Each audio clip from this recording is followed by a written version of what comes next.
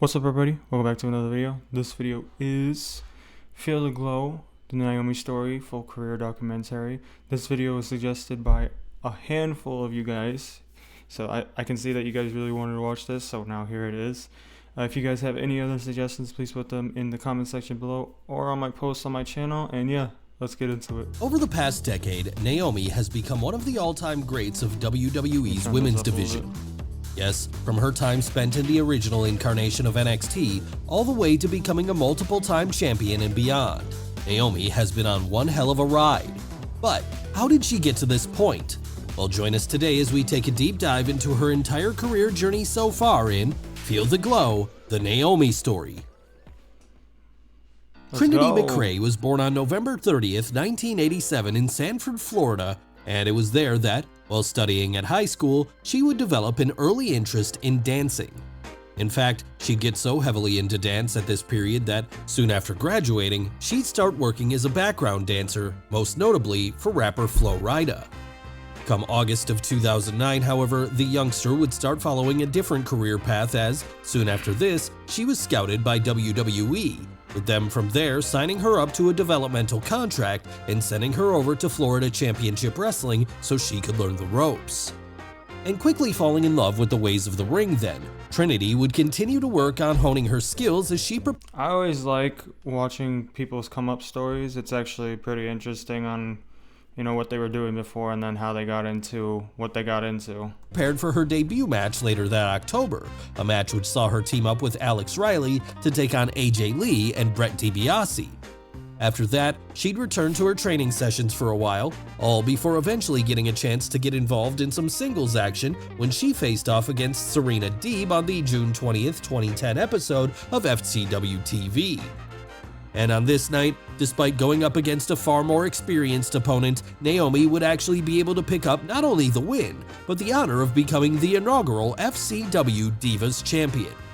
So now, having to prove herself as a fighting champion despite still being a rookie, the Florida native would enter into a feud with AJ Lee, which saw both the FCW Divas title and Queen of FCW titles be up for grabs at various points. In the end, though, both women would keep their respective belts around their waist as, following that, the former dancer was announced as a member of the upcoming NXT Season 3. As fans watching at the time will know, though, this was before the black and gold era of NXT, when it was regularly putting on some of the best wrestling in the world. No, instead, this was the early game show incarnation of the developmental brand, one which saw the likes of indie stars such as Bryan Danielson and Low-Ki have to square off in a series of comedic challenges. And while this wasn't exactly a big hit with the hardcore fan base, it did lead to 5 seasons worth of the format, with this third year being focused entirely around up-and-coming female prospects. Among these prospects then were rookies such as AJ Lee, Caitlyn, and of course Naomi herself, with the latter being allocated technical wrestling wizard Kelly Kelly as her mentor throughout the show. So, with the power of Kelly's knowledge driving her forward, the Florida girl would start racking up wins against her fellow contestants in the weeks after, whether this be in the form of quick in-ring victories or by completing challenges before her opponents could. And ultimately, this would see her become one of the final 2 left during this last week of the show, with the only woman left standing in her path at this point being Caitlyn. But despite how much she caught on quick, didn't she, from when she first started wrestling? She'd managed to improve herself in such a short space of time, Naomi would fail to win the final fan vote, leaving her to finish second in the competition. And to make matters worse, after this, she'd return to FCW, where she'd lose her Divas title to AJ Lee too. Luckily though, even though she hadn't won NXT Season 3, management in WWE saw enough in her that, in January of 2012, she'd be brought up to the main roster as a member of the Funkadactyls, a pair of dancing valets for Brodus Clay, which also included Cameron.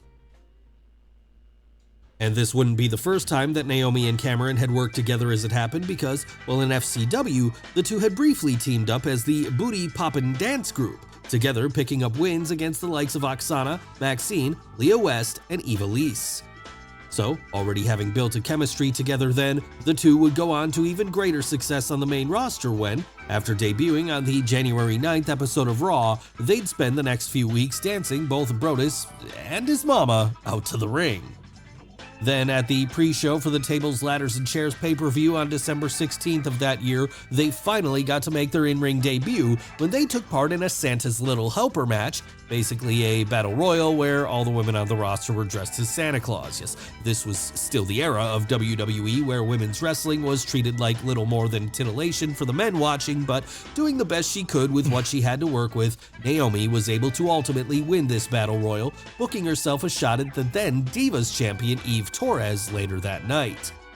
Unfortunately though, when the time for that match came, the rookie's lack of experience would prove to be her downfall, as she would fail to win the title, with her from there instead being forced to return to tag team action as, in the weeks and months that followed this, the Funkadactyls would begin a feud with Tamina Snuka and Oksana.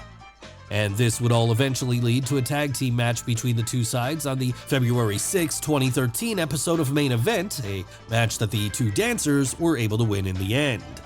So with their confidence now rising, they'd segue into a program with the Bella Twins, which saw the two teams face off on numerous occasions over the next few weeks. At one point, even getting some of the men involved too when, at WrestleMania 29 on April 7th, 2013, an 8-person tag was booked to take place pitting the Funkadactyls, Brodus Clay, and Tensai against the Bellas, Cody Rhodes, and Damian Sandow. Unfortunately though, due to time constraints arising out of some matches running over that night, this one would end up getting cancelled, leaving everyone involved disappointed that they didn't get their chance to shine on the Showcase of the Immortals. Then, to make matters worse for Naomi and her partner, soon after this, they would face off against the Bellas in the March 21st episode of NXT. What the heck was They're that losing move? to them after Nikki was able to get a pinfall over Cameron. So needing some form of revenge, Naomi would face off against Brie Bella one-on-one on the April 29th episode of Raw. And there, despite the heels trying to pick up a screwy victory with the help of some twin magic, it would ultimately be the babyface who reigned victorious as, from there, she was finally able to move on to better things. And these better things would see her get a chance to expose herself to a larger audience when, later that year, she would become a member of the new E! Entertainment reality show, Total Divas, a half-hour documentary-style look into the lives of some of WWE's most prominent female stars of the time. But that's not all she was doing, as around that same time, Naomi would release her first single entitled Dance All Night, with this later being accompanied by a music video released on WWE's YouTube page. Back in the ring, however, things would not be all roses, as that summer, then Divas champion AJ Lee had decided to wage war on all of the cast members of Total Divas. And her reason for doing this was that she felt them getting involved in a Kardashian-style reality show was only helping to bring women's wrestling further down and solidify the idea that it was lesser than what the men were doing. Obviously disagreeing with this though, both Naomi and Cameron would take it to the ring on the November 22nd episode of SmackDown when they battled it out with AJ in a handicap match, there defeating her and earning some measure of revenge. Soon after that, both Funkadactyls would be part of the 4-on-4 Survivor Series elimination match, which saw them team up with the Bella Twins, Eva Marie, JoJo, and Natalya to defeat AJ, Caitlyn, Alicia Fox, Oksana, Rosa Mendez, Summer Rae, and Tamina Snuka. And as if all this in-ring success wasn't enough, around this time, Naomi's personal life was also reaching new heights as she would get engaged to her boyfriend Jonathan Fatu, someone better known to WWE fans as Jimmy Uso. Yes, the two had begun dating after meeting backstage sometime prior to this, and with their relationship now being taken to the next level, it would mean that Naomi would finally become part of the famed Anoa'i family through marriage once they finally tied the knot in January of 2014. But even if she was now a newlywed, it didn't mean she'd have the chance to slow down, as back in the ring, her career would take another turn when the Funkadactyls split from Brodus Clay, with this leading to them from there briefly aligning themselves with R-Truth and Xavier Woods. After that though, an orbital bone injury would put the Florida girl on the shelf for a while, leading to her largely remaining off of TV until March of 2014, at which point she would return to take part in the Vicky Guerrero Invitational at WrestleMania 30. And despite ultimately losing that match after she was forced to tap out to AJ Lee, Naomi would soon be able to work her way up the ranks again to the point where, at June 29th's Money in the Bank pay-per-view, she'd find herself going one-on-one with then Divas champion Paige.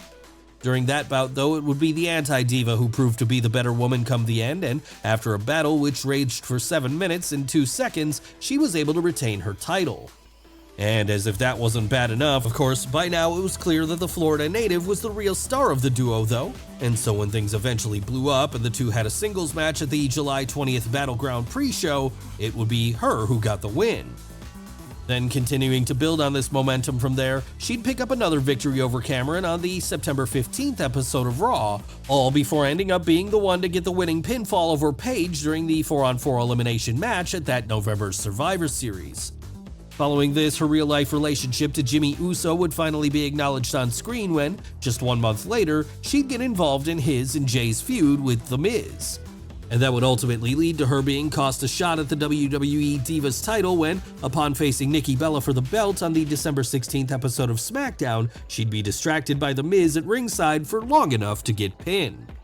So needing to settle things then, Naomi would team with the Usos to take on the trio of The Miz, Damien Mizdow, and Alicia Fox a number of times over the weeks that followed. Then after that was done, the former cheerleader would return to singles competition when on the April 13th, 2015 episode of Raw, she'd take place in a battle royal to determine the #1 contender to the Divas title. Ultimately though, after failing to win this, Naomi would turn on the eventual winner, Paige, morphing into a heel from there as, with the anti-diva now being kayfabe injured, the Florida girl would take her place in the title match against Nikki Bella at April 26th's Extreme Rules. And when a returning Brie Bella helped her sister get the win that night, the heel would go on to align herself with Tamina as, together, they set their sights on destroying the twins and ridding the WWE of them once and for all.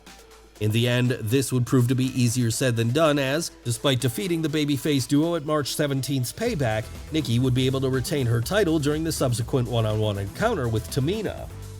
And the same thing would happen at May 31st's Elimination Chamber 2, when the champ faced off against Naomi and Paige in a triple threat match. So finally, having had enough of the Bellas running roughshod over the division, Stephanie McMahon would come out on the July 13th episode of Raw to announce that she was formally starting what she then labeled the Divas Revolution, a period which would see the women be given stronger competition and, overall, be treated as more serious athletes similar to the men.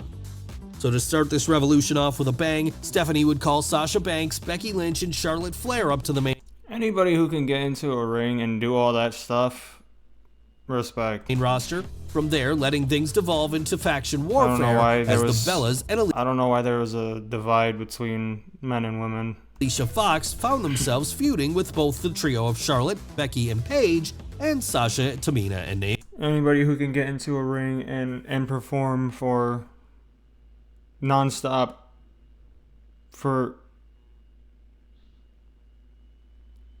extended amount of time, respect. Naomi. Especially when it's physically And demanding. going by the moniker of Team Bad, the latter three girls would quickly become a standout of the early days of the Divas And you have the potentiality of getting injured as well. Revolution, regularly going to war with the other trios involved and, on many occasions, picking up the win by the end. Ultimately though, at that point, it was clear the big star of Team Bad was Sasha Banks, and so, on the February 1st, 2016 episode of Raw, when she chose to leave the group, Naomi and Tamina would take it personal, attacking her from there and starting a feud which saw the Boss partner up with Becky Lynch to defeat the two heels at February 21st's Backlash. Following that, the Florida girls' bad luck would continue when, after losing a 10-woman tag at that year's WrestleMania 32 pre-show, she'd tear a tendon in her ankle, something which forced her onto the injury shelf for the next couple of months. See? When she finally did return after that in July, she'd be picked up by SmackDown as part of the revived brand extension. And so now a Blue Brand exclusive then, Naomi would debut a new gimmick for herself, one which saw her play a babyface once more, coming down to the ring with glow lights in tow, akin to that of a raver party girl. So now, fully feeling the glow, she would make it her aim to become the inaugural SmackDown Women's Champion at September 11th's Backlash, when she became part of a six-pack elimination challenge to determine who got the honor.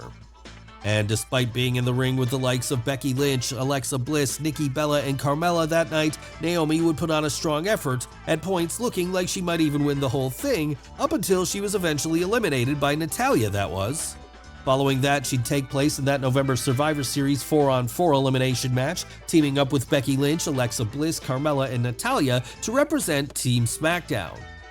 Unfortunately though, Team Blue would end up losing this one, and so, feeling the need to take some time away and regroup, the former cheerleader would disappear for the next couple of months, eventually returning on the January 24th, 2017 episode of SmackDown to confront then-champion Alexa Bliss. And the time she'd taken away would ultimately prove to help her during the feud that followed, because after continuing to get in the goddess's face over the next few weeks, she'd eventually get to face her one-on-one at February 12th's Elimination Chamber, there defeating her to win the SmackDown Women's title, the first major singles title of her career.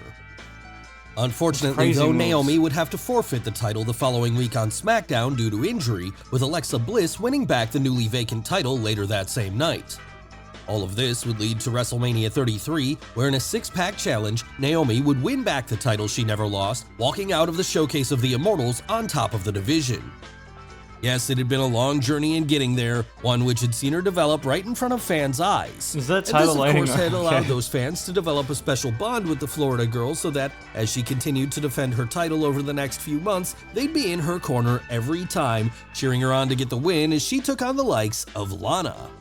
Ultimately though, despite getting her own custom glow-in-the-dark title belt at one point, Naomi's run on top would come to an end at that August SummerSlam, as there— Did you guys like that belt? This belt? At one point, Naomi's run on top would come to an end at that August SummerSlam, as there, she would come up against the Hart family's own Natalya. And proving to be the better woman on that particular night then, the Canadian would be able to take home the gold for herself come the end of the bout, ending Naomi's reign at 140 days. Still, even if she had lost the belt, holding it for such a length of time had established her as a true main event player in the division, and so, following this, the now former champion would continue to play an important role on the Blue brand as, come November 19th Survivor Series, she'd take part in the 5-on-5 brand warfare elimination match, there getting to eliminate Raw team captain Alicia Fox before eventually being beaten by Sasha Banks. And hoping to bounce back from this defeat, she'd entered the inaugural Women's Royal Rumble match in January of 2018, there hoping to reassert her dominance over the division by winning the whole thing. Upon being eliminated by Nia Jax that night, however, any plans she had of going up to the main event of WrestleMania 34 were scrapped, as, instead, she'd have to settle for an appearance on the pre-show when she entered the WrestleMania Women's Battle Royal. But even if she wasn't on the main show, the former SmackDown Women's Champion would make the best of this spot when, after last eliminating Bayley, she'd win the match, finally getting to make up for losing the Royal Rumble a few months earlier. Then following this, she'd take part in some more firsts when, on June 18th, she'd take part in the first ever Women's Money in the Bank ladder match. Then in October, she'd be involved in the first ever women's only WWE pay-per-view Evolution, there competing in another Battle Royal. Victory in this one would ultimately prove to be out of her reach, however, and to make matters worse, during the annual 5-on-5 brand warfare elimination match at the following month's Survivor Series, the former cheerleader would be the first woman eliminated. So it was clear she had to shake things up again in order to get herself back on track, something she would eventually do when she began realigning herself on screen with her husband Jimmy Uso. And the reason this would happen was because at that time, Mandy Rose had started making Jimmy the object of her affections. So wanting to remind her who he was married to then, Naomi would spend the first few months of 2019 feuding with Rose as the two traded wins back and forth. 2019, this would all come to an abrupt end wrestling. in April, however, as at that point, the SmackDown mainstay would be moved over to Raw during that year's draft, something which had the knock-on effect of giving her a whole new host of opponents to face off against, such as Dana Brooke, Ember Moon, and Let me know if you guys want me to watch the best year of wrestling. Nikki Cross. Sadly though, much of 2019 would be spent outside of the ring for the former women's champion as, following the death of a close relative, she'd take some time away, returning in January of 2020 when she entered that year's Royal Rumble match. After that, it would be full steam ahead once more as she'd return to the Blue brand to challenge Bayley for the SmackDown Women's Championship at the February 27th Saudi Arabia show Super Showdown. Then, the next month at WrestleMania 36, she'd take place in a 5-way elimination match for the same title, there going up against Bayley, Sasha Banks, Tamina, and Lacey Evans. Despite her best efforts though, she wouldn't be able to win either of these bouts, and so, needing to refresh herself once more, by October, the former women's champion would be drafted back over to Raw, and once there, she re-entered the tag team division when, at WrestleMania 37, she'd team with Lana as part of a tag team turmoil match. Following the duo's failure to earn a shot at the women's tag team titles that night, though, Naomi would once again begin a downward spiral that saw her be drafted back over to SmackDown in August of 2021. Then, to make matters worse, upon her arrival on the Blue brand, she'd find herself the target of abuse from on-screen authority figure Sonya Deville. Luckily for the Florida native, however, when the two finally met in the ring in early 2022, she was able to end her streak of bad luck by defeating the heel. I like that finisher. And riding the wave from there, she'd next enter into a tag team with Sasha Banks, as at WrestleMania 38 that April, the two would compete in a four-way tag match for the women's tag team titles, ultimately winning come the end. So now with gold around her waist once more, it seems like Naomi is ready to dominate the women's division again, and with one of the best female performers of her generation in the form of Sasha Banks by her side, there's no reason the two won't hold on to the tag team titles for a long time to come, because as she's proven so often, whether it's as a single star or part of a duo, Naomi will always be able to make fans feel the glow every time she comes through the curtain. Well guys, what did you think of the video? Let's go. I was intrigued with that video. She was getting she was just not having a good time, was she? Like, she would win the title and then she would lose it after a short amount of time due to injury or due to, you know, whatever else. But yeah, I do like her wrestling attires, and I also that finisher is cool too. So I can see why you guys like Naomi. But yeah, if you guys have any other suggestions, please put them in the comment section below or my post on my channel. And yeah, if you guys did like this video, please give it a like, subscribe, and I'll see you guys in the next one. Peace out.